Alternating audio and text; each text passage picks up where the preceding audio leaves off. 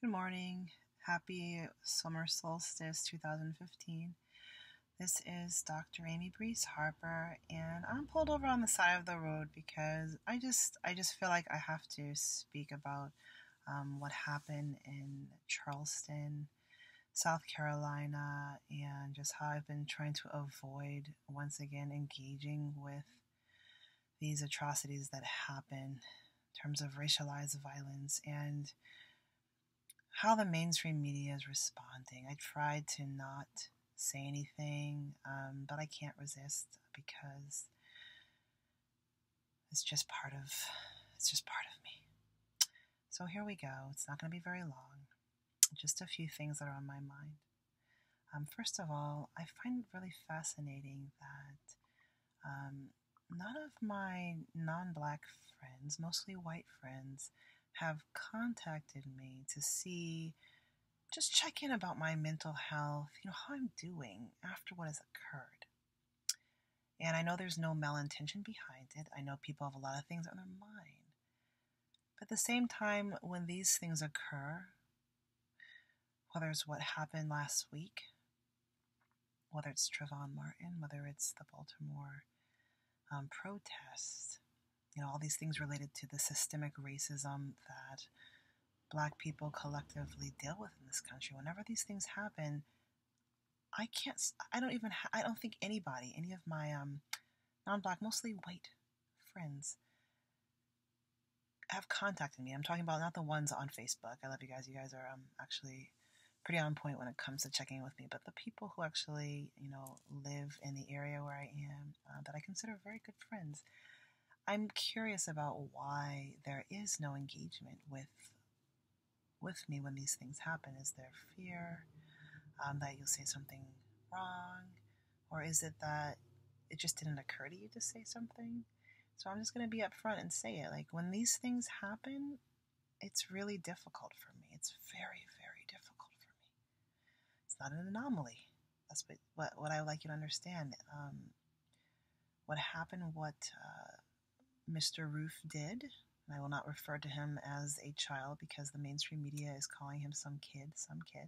He's a man, he's an adult. What he has done, it's not an anomaly. It's not like this particular type of racist is an anomaly. This is standard. How he enacted his racism may be quote unquote an anomaly in your perspectives, but if you really understand this concept of preemptive strikes against Black people due to the white imagination thinking that we're here to cause them pain, grief, suffering, attack them, that's an entire narrative that has been in play for hundreds of years. It manifests differently, but it's there. So when I view video footage of mostly white cops beating, killing, assaulting Black people who obviously are innocent, that's preemptive strike. And the excuse is given that the white officer felt that Black person was going to hurt them or harm them, that Black person was 10 times bigger than they imagined that they would be when they showed up to the quote-unquote scene of the crime. And Tamir Rice, 12 years old, right? But he was constructed as already deserving of what happened to him. That the police officers envisioned, in their mind, this child looked like an adult. So just think about these narratives, these preemptive strikes. What is a preemptive strike? What does it look like in the white imagination that, has anti-Blackness?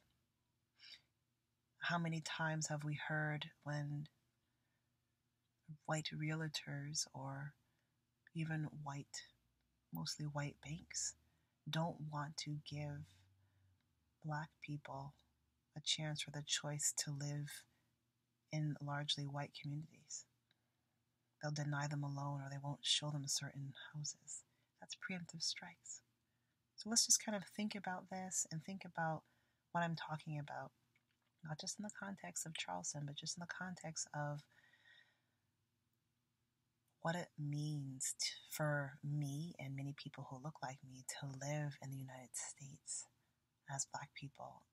That we're always navigating through surviving within systemic racism and anti-Blackness.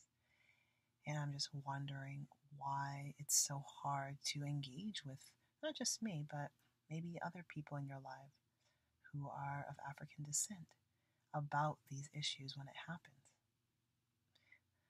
And I'm thinking in stream of consciousness right now, but I do remember back in 2001, September 11th. I remember mostly white people could not stop talking about how traumatizing what had happened was to them. And this constant focus. And I remember, I'm not making this up. Most of my brown and Black friends, we were talking about how domestic terrorism in the form of systemic racism, anti-Blackness, prison industrial complex, racial profiling from the police, how that has been ongoing terrorisms for us for centuries. About most of our white friends, our white communities that we may or may not be part of, we're not engaging with that. So there's some food for thought that when these things happen, it hurts. It's very difficult for me, and I would like my friends who may be scared to talk about it, and they usually, really, mostly they are white racialized subjects, just check in with me. Don't be afraid that you're going to say something wrong. What is hurting me more than you realize is the silence. So I'm hoping that I'm a approachable person or enough, for you to just check in. It doesn't have to be a quote unquote deep conversation, but it would be nice to know that you are thinking about this. And not just Charleston, but whenever any type of violent act occurs that is obviously imbued with racism and white supremacy, that I would like us to talk more about it. Because you may not agree with me, but silence is collusion. Being neutral is collusion. It is really taking the side of the oppressor, and it's hard for a lot of people to hear that, but that's how it is. So that's basically what's been on my mind over the past week. And it's also something that I want to share is that I do have family down in the South, and one of my family members, friends, was one of those that was killed during the shooting. So it's just a lot going on, and I'm trying to process everything and really trying to figure out how not to be stifled by what has happened, but how to turn this into an opportunity to extend compassion and love to those who continue to be in collusion with systemic racism, whether it's disconscious or conscious, and to continue to build solidarity with people who are already in the good fight against racism.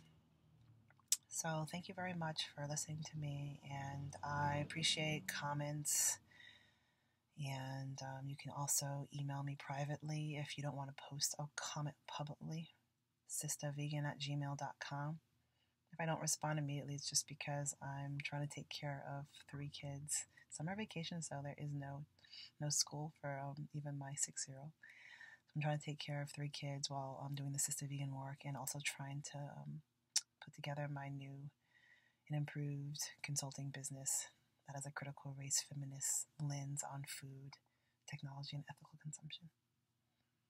I hope you're having a beautiful day, and also happy summer solstice, and hope you had a really great Father's Day if you were able to celebrate Father's Day with someone that you consider a father.